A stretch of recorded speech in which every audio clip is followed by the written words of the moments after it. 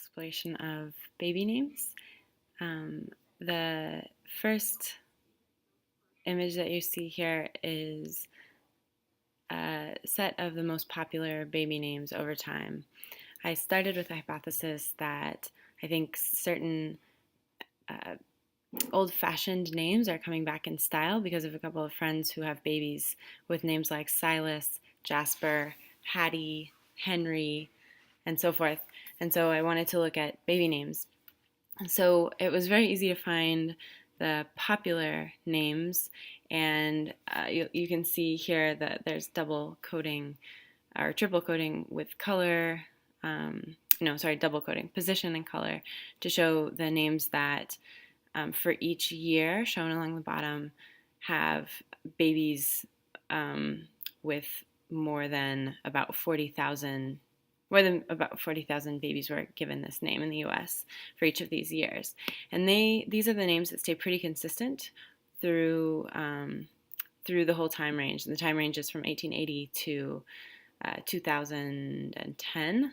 And I'm not sure why the data cuts off at 1983 and seems to only start at 1914, but it's actually a wider range than that. So this was helpful to see the names that I actually don't care about. These are the names that never went out of style. They maybe fluctuated a bit, but they've still all maintained status above the 40,000 range mostly. So Mary has gone a little bit out of style. You'll see Mary, which was popular before, and Lisa here in the late 60s has become more popular, and we've got some different names that are more popular. But for the most part, these names are not the ones I'm interested in. So what I wanted to do,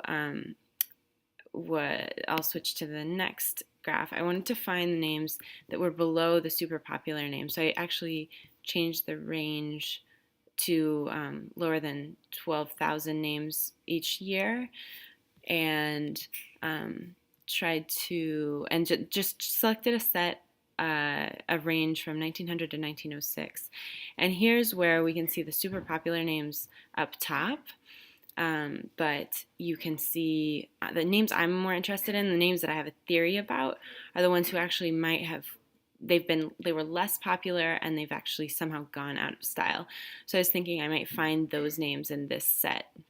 So what I did was I took, as I shrunk down the range here, we spread out the range. It takes a second because the data set is extremely big. But if we shrink the range even more, we see that the steps get applied differently. So we'll see a spreading out of these names. So what I did was I took this lighter orange range for a couple of these years and grouped them together, and those were the names that I decided to look at to see if they had how they had changed over time. And as you'll see over in this corner, I picked about 35 names, and so I grouped them alphabetically into 5 different sets. And we're going to exclude other. Other is all the names that were much, much less popular, or the Marys and Johns, the really popular names. So we just started looking at this set, and I ended up I really wanted to be able to see most of these all together on one screen, so I sorted them, have them by different colors. And what I'm looking for are the names that actually have this uptick. Sorry, the tooltip's in the way, but this uptick at the end. There aren't that many, but there are some. So names like Ella actually corroborate my theory. Eva is another one. It's got this slight uptick here in the 2000s.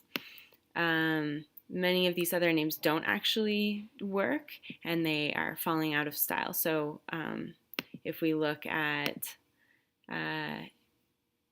Harry, Hattie, Hazel, etc., we'll see Henry. This name is definitely following my theory, and so is Hazel. So that was a summary of some of the exploration that I did on baby names, and I'll also have a accompanying document with some of the other steps that I took in the meanwhile. Thanks for watching.